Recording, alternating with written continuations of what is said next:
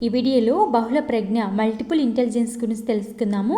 Howard gardener అనే శాస్త్రవేత్త బహుళ ప్రజ్ఞ అనే భావనను వెలుగులోనికి తెచ్చినారు.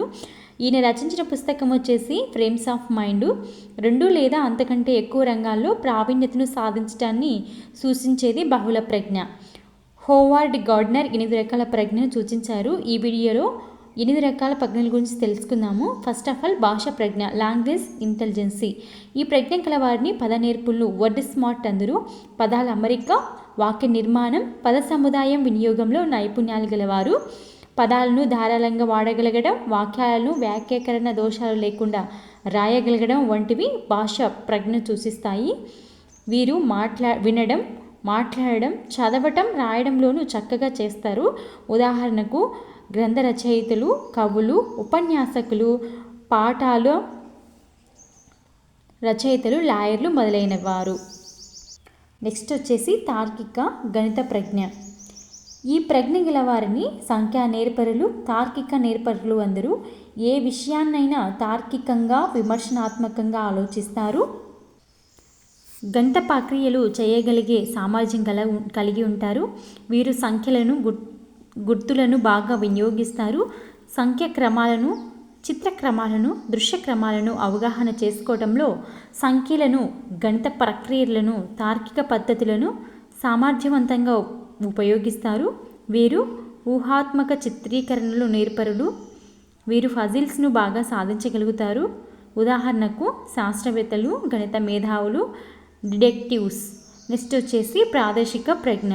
ఈ ప్రజ్ఞ గల వారిని చిత్ర నేర్పరులు, కళా నేర్పరులు అందరూ. ప్రాదేశిక ప్రపంచాన్ని మనసులో నిక్షిప్తం చేసుకొని దానికి ఊహారూపం ఇవ్వగలరు. మానసిక ప్రతిమలు, ఊహాత్మక నమూనాలు రూపొందిస్తారు. చిత్రాలను, గ్రాఫ్లను సులభంగా విశ్లేషించగలుగుతారు. 3Dకి సంబంధించిన జ్ఞానం గలవారు. తమ చుట్టూ ఉన్న ప్రపంచాన్ని యథార్థంగా గ్రహించి కాగితాలపై కానీ, మనసులో కానీ తిరిగి సృష్టించగలిగే సామర్థ్యులు. ఉదాహరణకు శిల్పులు, చిత్రకారులు, భవన నిర్మాణకారులు, డిజైనర్స్, నావికులు,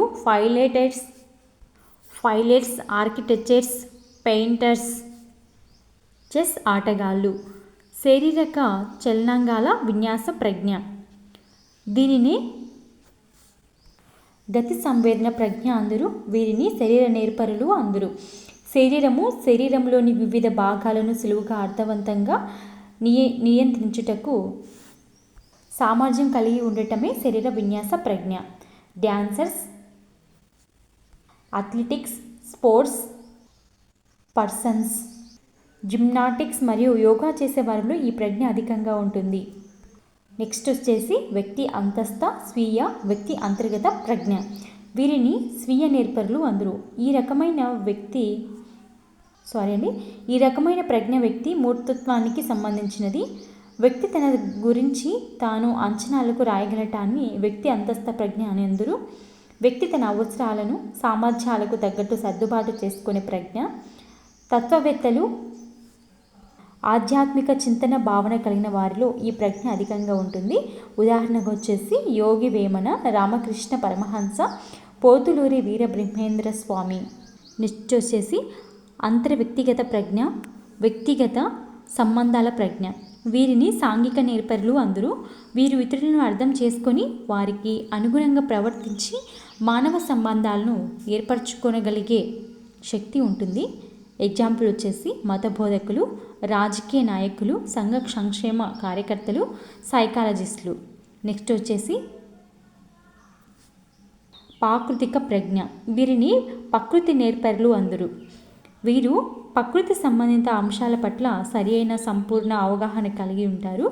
ప్రకృతి అంశాలు, సోయగాలు, రుచులు, వాసనలను తెలుసుకుంటారు. ఉదాహరణకు వచ్చేసి ప్రకృతి ప్రేమికులు, వృక్ష జంతు శాస్త్రవేత్తలు, వ్యవసాయదారులు, పక్షులు, జంతు ప్రేమికులు.